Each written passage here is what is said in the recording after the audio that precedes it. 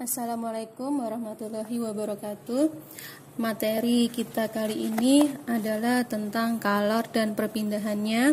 Jadi tolong disimak baik-baik sampai selesai.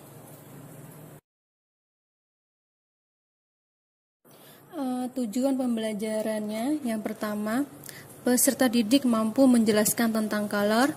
Kedua, peserta didik dapat menerapkan persamaan kalor untuk kenaikan suhu pada persoalan yang sesuai. Ketiga, peserta didik mampu menjelaskan dan membedakan macam-macam perpindahan kalor dalam kehidupan sehari-hari. Yang pertama, kalor. Contoh kalor dalam kehidupan sehari-hari yang sering kita jumpai, misalnya, hati-hati jangan menyentuh panci yang sedang dipakai untuk merebus air, karena kalor yang berada dalam panci akan berpindah ke tanganmu, sehingga tanganmu akan terasa panas dan sakit. Yang kedua, ketika kalian menyentuh batu es dalam kulkas, kalor yang ada dalam tubuhmu akan berpindah ke batu es karena suhu tubuhmu lebih tinggi dibandingkan suhu batu es. Jadi, kalor dapat didefinisikan bahwa kalor adalah bentuk energi yang berpindah dari benda yang suhunya lebih tinggi ke benda yang suhunya lebih rendah. Satuan kalor itu dalam satuan internasional itu bersatuan Joule. Kalor adalah sejenis zat alir atau disebut kalorik yang mengandung di dalam setiap benda dan tidak dapat dilihat oleh mata manusia.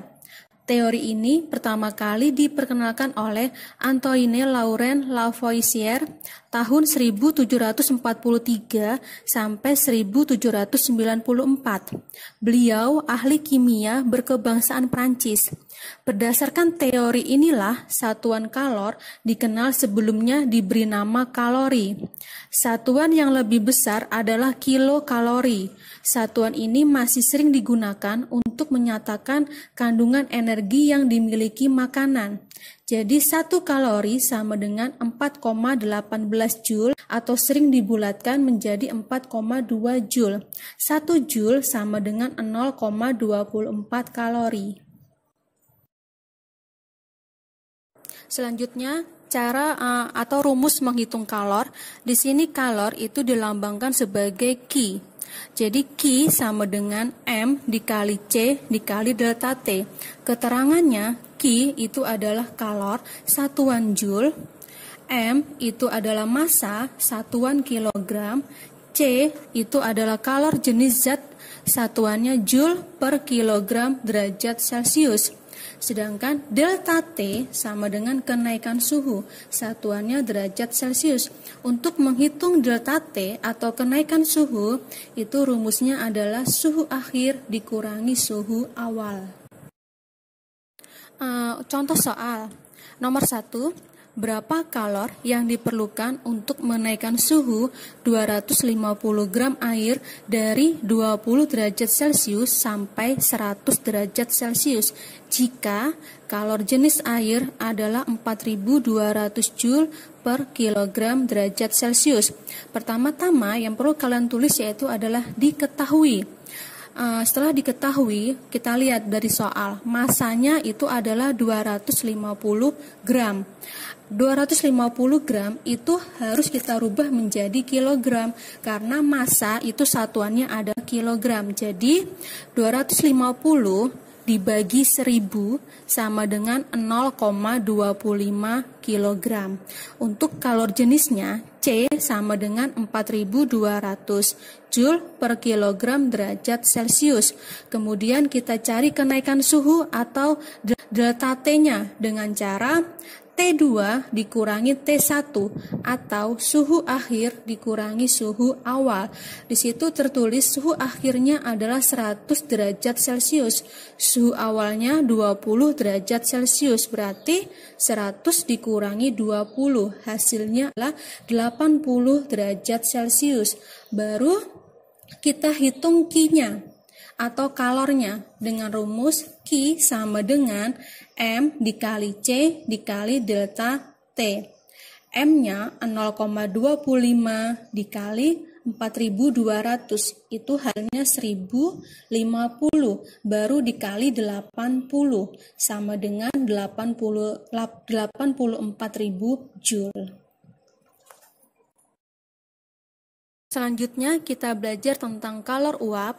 Di sini kalor uap suatu zat adalah banyak kalor yang diperlukan untuk menguapkan 1 kg zat cair pada titik didihnya. Satuan kalor uap adalah Joule per kilogram. Untuk rumusnya, Q sama dengan massa dikali kalor uap. Di sini Q sama dengan kalor yang diperlukan, satuannya Joule, M, massa zat satuan kilogram, U. Nah, U itu ada lambang dari kalor uap dengan satuan Joule per kilogram. Bisa dilihat ya pada contoh soal, di situ hitung banyak kalor yang diperlukan untuk menguapkan 2 kg air pada suhu 100 derajat Celcius. Jika kalor uap air 2260 kJ per kilogram. Pertama-tama kita tulis dulu diketahui. Dari soal yang diketahui masanya itu adalah 2 kg. Baru uap, kalor uapnya itu adalah 2260 kJ per kilogram. Baru ditanya Q. Baru kita masukkan rumusnya, Q sama dengan M dikali U. M masnya 2 kg, U-nya 2260 kJ per kilogram. Kita kalikan 2 dikali 2260, hasilnya adalah 4520 kJ. Selanjutnya kalor lebur. Di sini kalor lebur adalah kalor yang diperlukan untuk meleburkan 1 kg zat padat menjadi 1 kg zat cair pada titik leburnya. Untuk rumusnya sama ya, Q sama dengan M dikali L, atau L sama dengan Q dibagi M. Untuk keterangannya, Q itu adalah kalor yang diperlukan, satuannya Joule, M itu massa zat satuannya kilogram, L itu adalah kalor lebur satuannya Joule per kilogram. Dilihat pada contoh soal.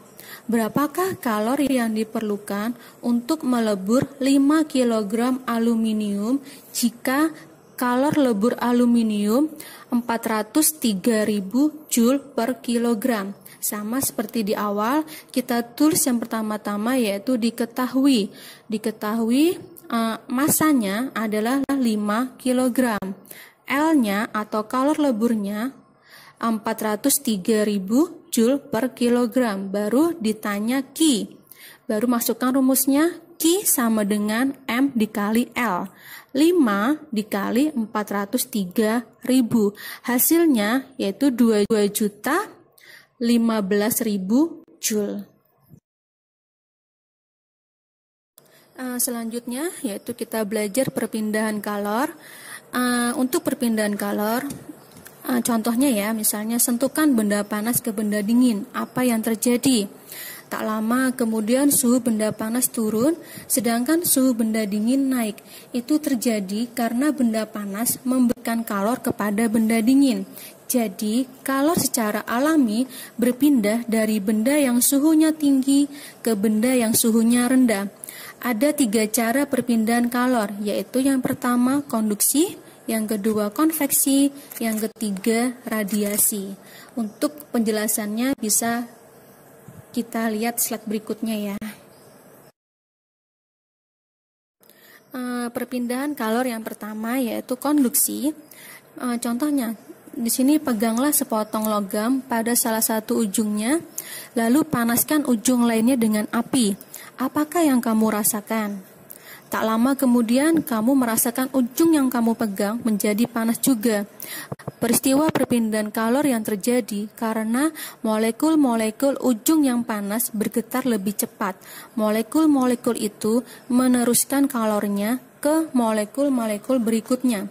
Demikian seterusnya sampai ujung yang dingin menjadi panas. Molekul-molekul yang dilalui kalor tidak ikut berpindah. Jadi, perpindahan kalor melalui zat tanpa disertai perpindahan partikel-partikel zat tersebut dinamakan konduksi. Yang kedua yaitu perpindahan kalor namanya konveksi. Di sini perpindahan kalor secara konveksi atau aliran adalah perpindahan kalor yang disebabkan oleh perbedaan massa jenis. Konveksi terjadi pada zat cair dan gas. Contoh peristiwa konveksi di udara secara alami. Yang pertama, arus konveksi udara yang membantu asap bergerak naik atau cerobong asap. Yang kedua, konveksi udara pada sistem ventilasi rumah. Yang ketiga, terjadinya angin laut dan angin darat. Perpindahan kalor yang ketiga itu adalah radiasi. Bagaimanakah energi kalor dari matahari dapat melalui atmosfer bumi dan menghangatkan bumi?